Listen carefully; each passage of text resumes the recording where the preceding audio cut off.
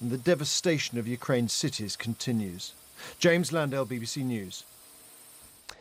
Well, that message of "you are not alone" is something that's been echoed by, well, many people around the world, actually, as they have provided all sorts of provisions to help those Ukrainians as they flee the country. In fact, millions have gone in just the last 3 weeks. Many more are either internally displaced or under siege and in dire need of aid.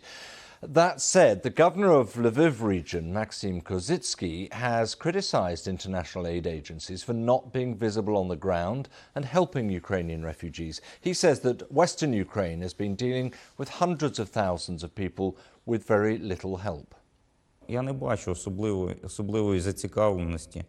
don't see real interest in systematic work in Ukraine from the UN, its humanitarian aid or refugee agencies. I don't see active moves from OSCE, the Red Cross or the Council of Europe.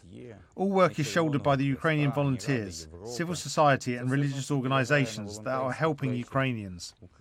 Where are all these organisations which talk so much about human values and about help in difficult times?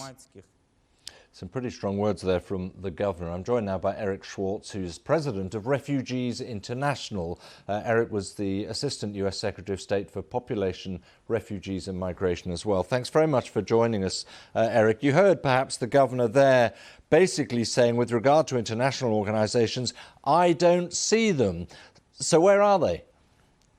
Well, I think you really do have to make a distinction. He has a lot to what he says, because the relief effort, the refugee response outside of Ukraine in neighboring countries, I think leaves reasons for encouragement. The European Union has provided a temporary protection directive, so the millions of Ukrainians who are crossing borders, I think, relatively speaking, are going to be reasonably well taken care of. The real challenge is going to be in Ukraine. And the aid has to go in much more quickly. And I don't want to sound defensive, but in fairness to the aid organizations, the international community's humanitarian aid structure before the conflict had really been almost exclusively in the eastern portion of the country. So the United Nations, voluntary agencies, and their Ukrainian partners literally have to rebuild the humanitarian infrastructure and have to build it in a new way so it covers the entire country. It has to go faster. It's not going fast enough, but there was very little there by way of humanitarian response infrastructure when the conflict broke out. It sounds a little bit as if perhaps some agencies are saying, look, the outpouring of refugees is going beyond Ukraine. We need to establish bases in some of those neighbouring countries, and there's a blockage in the funnel in a way. They haven't got to places like Lviv. No, I think that that's what I said. I think the real challenge is going to be inside Ukraine.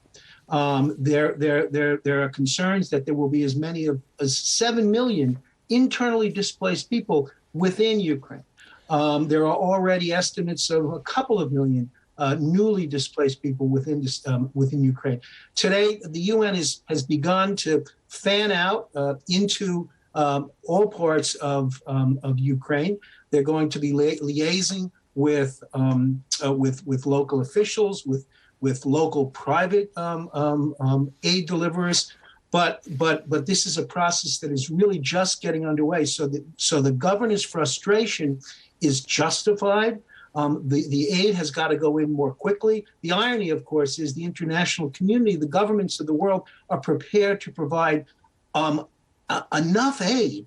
The challenge is going to be to get it in there quickly enough, and also to get it in there in an environment of terrible conflict. The Russians are engaged in a campaign of wanton violation of the laws of war.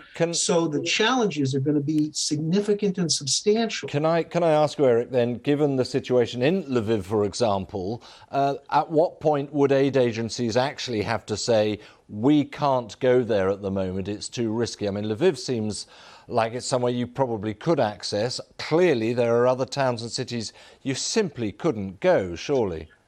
Well, there may be for some limited period of time, but I think, international aid agencies have demonstrated the capacity to work in awfully terrible environments. I mean, the Russians, this is not the first time the Russians have engaged in awful violations of the laws of war. In Syria, they've been involved in the same kind of attacks, and aid agencies have operated in Syria as well. So I think there conceivably is a point at which aid agencies would have to withdraw, but nobody is talking about that right now. Yeah. The UN humanitarian agencies are moving, and the effort is moving in, not moving out at this point. That could change, but that's not the way it's going right now.